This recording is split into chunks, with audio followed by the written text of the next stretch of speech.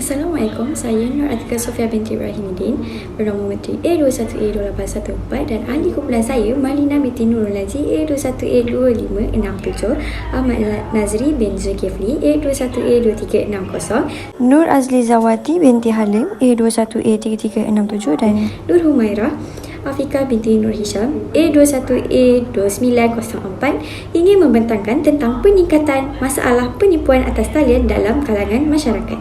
Penipuan dalam talian merupakan salah satu jenayah cyber yang salah di sisi undang-undang. Jenayah penipuan dalam talian ini merupakan satu bentuk jenayah moden yang wujud pada masa kini akibat kecanggihan teknologi. Individu yang sering melakukan jenayah ini merupakan individu yang kurang kesedaran dalam diri mereka. Seterusnya, jenayah penipuan dalam talian merupakan salah satu penyumbang kepada peningkatan kes jenayah dalam semua negara, terutamanya dalam negara-negara yang mempunyai kemajuan yang tinggi dalam bidang teknologi. Terdapat juga penipuan yang berlaku melalui pembelian atas talian. Pembelian atas talian ini merupakan pembelian yang dilakukan secara maya, iaitu melalui jaringan internet. Pembelian secara dalam talian juga merupakan pembelian yang melibatkan suatu pertukaran barang dan wang tanpa ada pertemuan antara pembeli dan peniaga.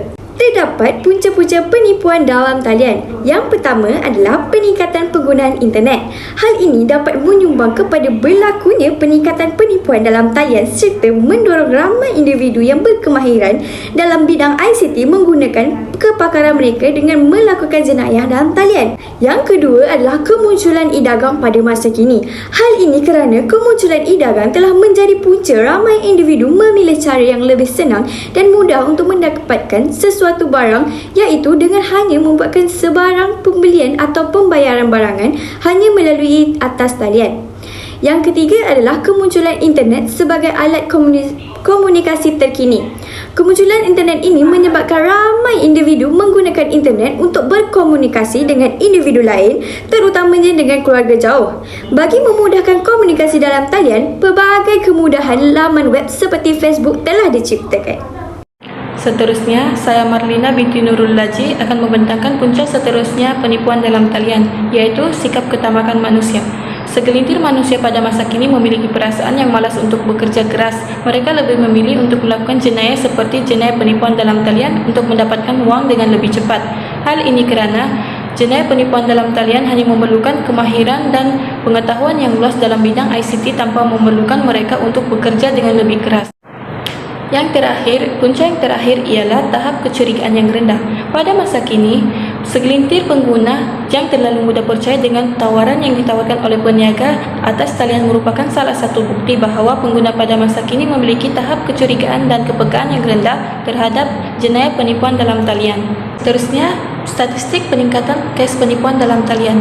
Pada masa kini, kes jenayah penipuan dalam talian semakin meningkat dari semasa ke semasa, terutamanya semasa COVID-19. Penjenayah akan menggunakan pelbagai kaedah untuk melakukan penipuan, seperti melakukan panggilan telefon.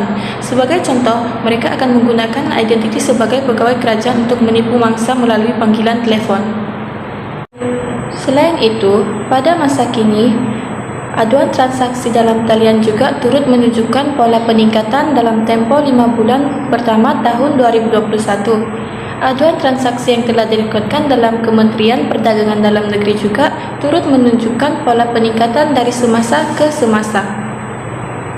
Di samping itu, pada masa kini, mangsa penipuan dalam talian yang sering tertipu terdiri daripada berbagai golongan.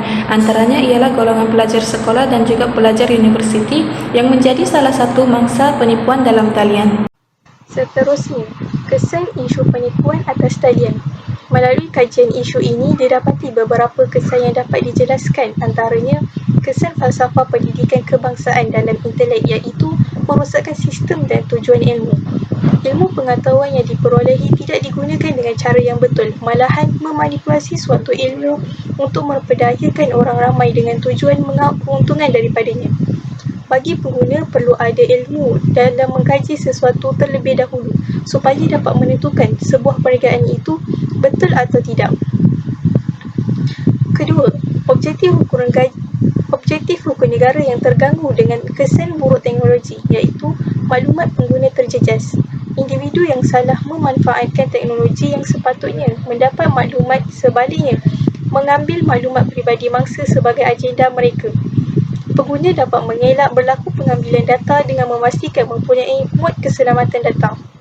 Ketiga, kesan yang tidak menepati konsep sejahtera iaitu masyarakat mengalami kerugian dari segi kewangan dan akan kehilangan sokongan ekonomi. Perbelanjaan harian keluarga terganggu bagi golongan berpendapatan rendah, terpaksa menampung kehilangan wang sehingga sukar menjalankan kehidupan biasa. Selain itu juga, kesan penipuan ini juga memberikan kesan yang buruk kepada individu itu sendiri kerana ia akan menyebabkan maklumat peribadi pengguna atau mangsa itu bocor. Disebabkan itu, maklumat peribadi yang bocor akan diperalat dan akan digunakan ke arah yang tidak baik atau salah di sisi undang-undang. Akhir sekali, kesan penipuan atas talian ini juga akan menjadikan imej negara terjejas. Hal ini kerana orang luar daripada negara asing akan beranggapan bahawa negara kita tidak mampu untuk menangani jenayah cyber dan memandang rendah terhadap negara. Sampai itu, ia juga akan menyebabkan masyarakat kurang percaya terhadap kepimpinan kerajaan yang sedia ada. Oleh hal yang demikian, imej negara akan tercabar dan tergugat. Saya akan menerangkan tentang langkah-langkah untuk mengelakkan diri daripada terlibat dalam kes penipuan atas talian. Langkah yang pertama ialah peka dan menyelidik terlebih dahulu sebelum memberi maklumat peribadi kepada mereka yang membuat panggilan. Kita perlulah berhati-hati dengan melabur dan menjanjikan pulangan tinggi yang tidak logik. Kita perlu semak latar belakang sesuatu pelaburan sebelum melabur. Rujuk platform disediakan pihak berkuasa atau scam alert di laman sesawang LHDN. Langkah yang kedua ialah jangan jawab panggilan daripada nombor telefon dari luar negara yang tidak dikenali. Jangan berikan maklumat seperti nombor akaun bank, kata laluan perbankan online, kod CVV pada kad bank ataupun nombor TSC kepada pihak yang tidak dikenali. Tips yang penting di sini ialah kita perlu bertenang, tidak takut dan panik. Langkah yang terakhir ialah pihak kerajaan perlulah mengambil tindakan dengan mengenakan denda yang setimpal. Mereka yang melanggar peraturan itu boleh dikenakan denda tidak melebihi RM100,000 atau dipenjara 3 tahun atau kedua-duanya sekali. Tambahan lagi, orang ramai juga perlu berhati-hati dalam membuat keputusan sebelum membeli barang murah atau pelaburan skim cepat kaya. Kesimpulannya, berbagai cara yang boleh dilakukan untuk mengelakkan diri daripada menjadi mangsa kepada penipuan internet.